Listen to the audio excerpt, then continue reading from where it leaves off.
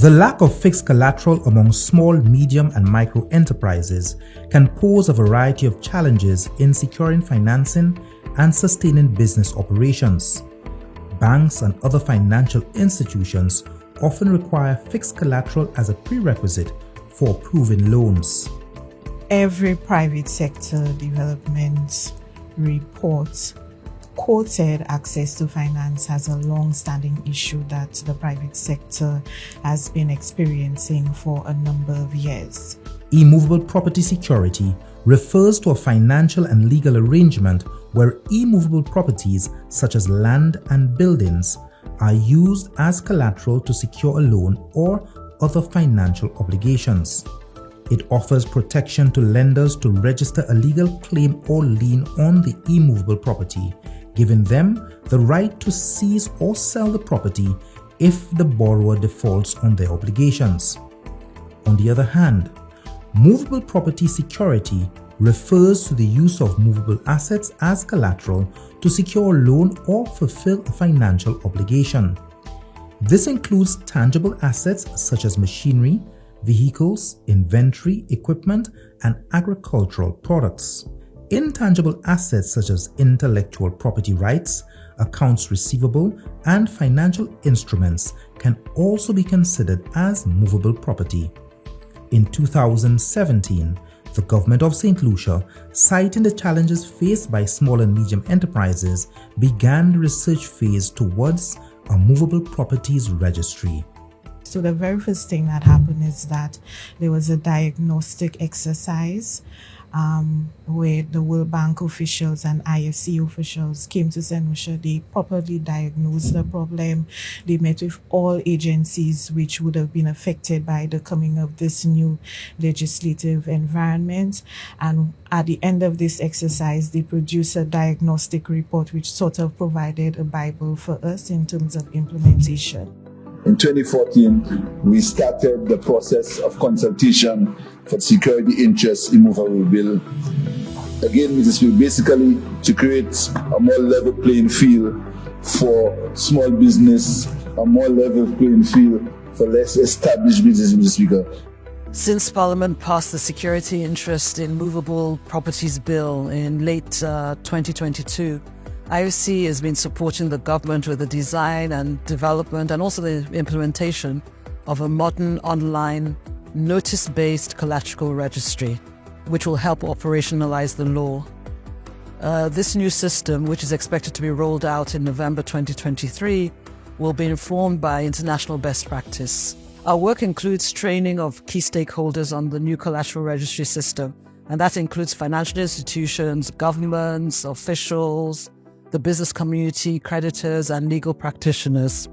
The legislation was done through a consultative process. It began some time back, and it's a response mostly to concerns expressed by the agents in the market, so lenders, borrowers, about the ease with which entities can access finance from institutions. It's also coming out of a concern surrounding financial inclusion and the fact that there are so many possibly viable enterprises that do not have an opportunity to access finance because of the fact that the process for offering security is so cumbersome. The collateral registry is essentially an online or web-based platform for the registration of secured transactions involving movable property. Essentially what that means is that for any loan that you wish to obtain over an asset that does not involve or is not land or a building attached to the land, then this would be the process or the system by which you engage in the registration of that charge. This system allows you to register what we call general collateral. And so if you take the case of intellectual property rights, intangible assets, or anything of that nature, you would not necessarily have a serial number assigned. And so what you may very well find is that you end up having to use a descriptor of the asset to sufficiently capture what it is that is the subject of this security arrangement, and that will be used in place of a serial number in essence. A very tangible example would be perhaps maybe an agricultural enterprise where there may be some specialized farming equipment, right? An excavator of some sort, vehicles, that, normally it would be very difficult in terms of the specialized equipment to actually convince a financial institution that this is a good asset that you can actually hold. With the security interests in Movable Property Bill, we would now have an opportunity via the mechanism of the collateral registry for such specialized equipment, including the vehicles, to be incorporated as security. With the introduction of Saint Lucia's Movable Collateral Registry, bills of sale will no longer be required as liens can now be registered online. In the area of verification of these liens or charges, I think this system is a cut clearly above the rest of the systems or the processes that we have implemented thus far. It is by far an improvement over the current process for performing searches of the existing registry. What the users are now enabled to do is to simply log in with or without an account, and there's no charge for that type of search, but you can simply log into the system, input the serial number of an asset that is subject to registration, and the system will instantaneously tell you whether that asset is collateralized or not. And with that added information, people can now make better decisions about the use of assets, whether to purchase them or whether to subject them to further financing if they are in fact subject to financing already. Address in certain cases as well. If you don't include that into the registration when you perform a registration, it will not go forward. The National Competitiveness and Productivity Council, NCPC, has spearheaded the coordination and implementation of this legislative reform, which is projected to boost economic activity in Saint Lucia by making access to finance easier for micro, small, and medium enterprises. The main implementing agencies have been the OECS Regional Tourism Competitiveness Project, and it is a World Bank funded project under the Ministry of Tourism. They have been the main funding agency for the collateral registry. We also have the International Financial Corporation.